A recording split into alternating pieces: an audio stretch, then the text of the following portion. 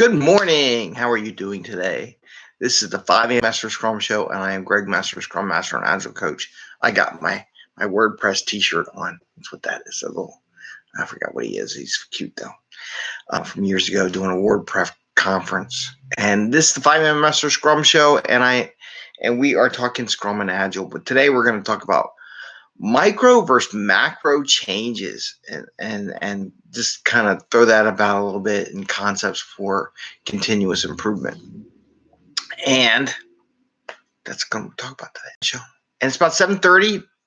This is our 578th episode. And we talk about Scrum and Agile in a practical and tactical way. So this is kind of practical and tactical, the topic. So we can bring value to the customer, do it without working crazy hours, get home to family and friends, have fun at work and at home. And that's why we do the show. And I was perplexed the other day. Someone's asked me about, they wanted to make a change and figure out new software and everything.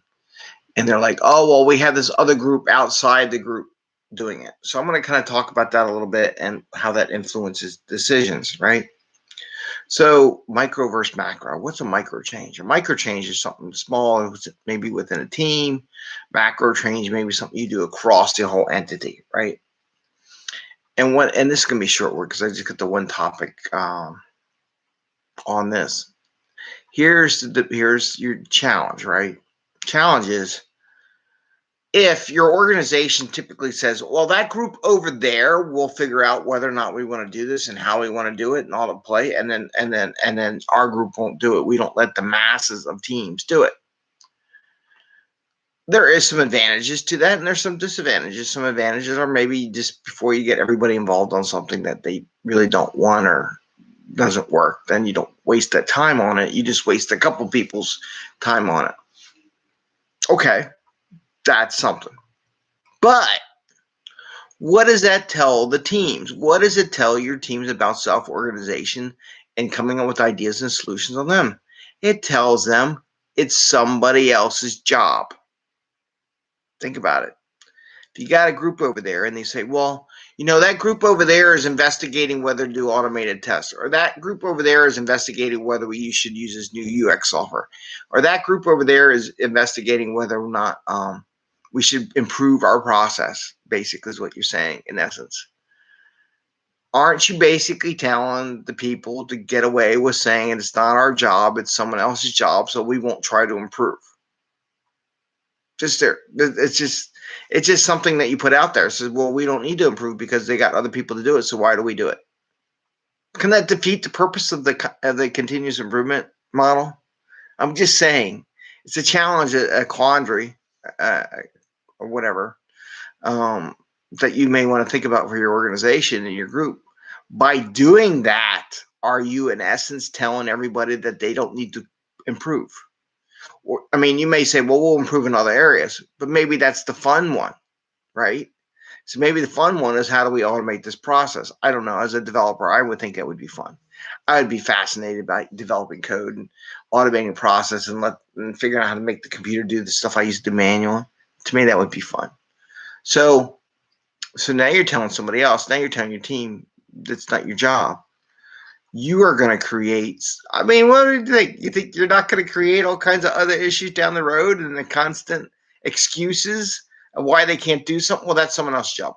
Well, I'm not in charge of the environment. Well, it's just what it is, and I can't fix anything else. So why bother making stubs? Why bother making, engines to automate the testing with APIs and stuff like that? Why bother, right? So I'm just saying, it's something to think about when you have these teams, when you say that. Now, there's nothing wrong with someone volunteering on your team to develop a process, because you share the team, hey, I would really like to do that. And the team says, okay, cool. That sounds like a good idea. Why don't you do that?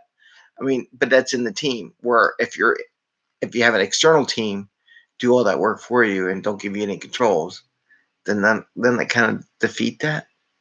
Just saying, just sharing that with you as a thought. It's what I had today, the micro versus the macro.